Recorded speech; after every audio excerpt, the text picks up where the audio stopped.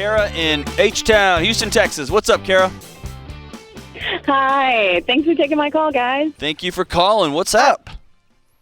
Well, I feel like my family's in a position that maybe some other Americans are in. My husband is a nurse, and I was really hoping that his exemption for the vaccine would be approved, and we just found out last night that it was denied. And kind of the CMS vaccine mandate is everywhere. And so at the end of the month, his income will be no more in our house at this point. And I'm just thinking, are we looking at a career change? Do you guys have any advice? I mean, we are debt-free, but our house, we have an emergency fund. We've got 3 kids who aren't even school age yet. So, there's a lot of emotion and thoughts that are going on through our house right now. So we've got a lot to think about. Yeah, so number one, you're right. I know lots of people are going through all sorts of job transitions and are staring this in the face. And so thanks for being brave and calling and putting it out there for us to walk through. So here's how I make these decisions. This is just the matrix that I use, right, wrong, or indifferent. And I just want to, there is no way to talk about COVID and vaccine mandates and job loss without people losing their minds. And so that's fine. Here's how I make these type of decisions. I always want to back out of these things and take the air or the emotion and set it to the side for a second. Those feelings are real. The emotion is real. But what are the facts in front of me? The facts are this. I have a principle or a value. It could be about mandates. It could be about being asked to steal at work. It could be about anything. I have a set of core principles, and my employer is violating those principles. So much so that I am opting to have no job. That's my stance. That's my platform. That's where I'm sitting. And come what may, I will have to work 50 part-time jobs. I'm going to have to go to another hospital. I'm going to have to move. I'm going to have to do other things, but my values are that important. And almost always, unless there's just something way out, I've got high respect for anybody who says, I've got a set of values that I can't move forward on this, right? So I want to take the emotion aside and look at the reality. The reality is you guys have 30 days or a little less than 30 days before you're going to have no income. So let's take out the mandates. Let's take out the frustration, the anger. What are y'all going to do for food and rent and transportation? What are you going to do? And that's when I think career change, is it time to go? I think you put all that stuff after you take care of your 4 walls, right? You're going to be able to keep your house. You're going to be able to keep your little kids fed. You're going to be able to keep the lights and electricity running. You're going to be able to get to and from the grocery store. That becomes where my initial, how am I going to solve for this? So what's your plan there? Well, we have taken a look at the budget. I work, I make about twice as much as my husband. And so we are extremely, extremely thankful. Great. For that. So when it comes to our 4 walls, maybe we're only taking we're kind of slimming everything down, and maybe we're only taking between $500 and $1,000 out every month from our emergency fund, and that covers everything. So our 4 walls, we're good. Nobody's going to go hungry. Okay. We can put gas in the car. Our health, will be paid. We had big goals. Yeah. Well, yeah. And here's the thing, not by your hand, but in your lap. You didn't cause it, but you had a values-based decision, and somebody dropped something in your lap, and they called your bluff. And you said, cool, I'm sticking by our values, whatever they happen to be. And so I don't want you to make a practice of living off the emergency fund, but here we are. And so I think now is when your husband... It's not our intention. That's right. Of course it's not. But now your husband's able to say,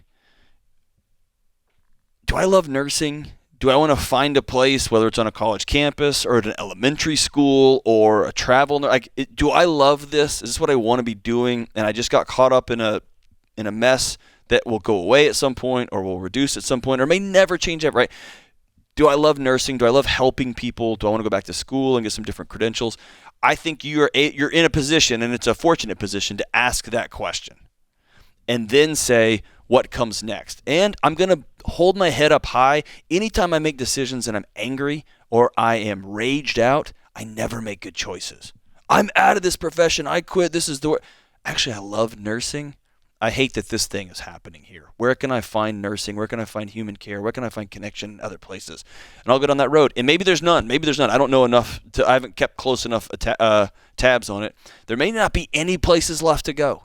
And it may be that I've got to go do something else. But I think you can enter a season of 1 month, 2 months, and figure it out. I'll give you a copy. Hang on the line. We'll give you a copy of our friend Ken Coleman's book, From Paycheck to Purpose. And it's just got some good exercises to walk through it and say, what do I actually want to be doing and what do I actually love? Is your family united in this decision? My husband and I, we are 100% on board. I can't say the same for, some extended families. We've gotten kind of a mixed bag.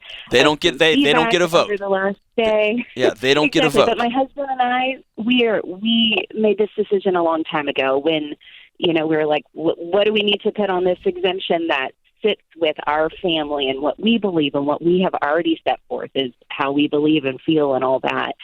Natural immunity is like not a thing in the CMS world. They don't really care that we have that.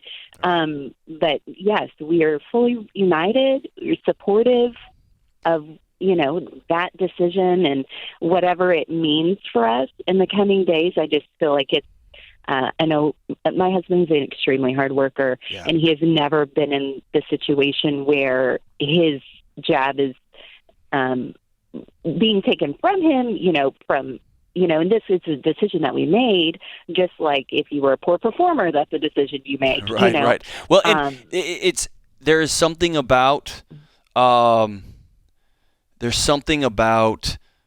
knowing something's coming, and then it shows up. Right?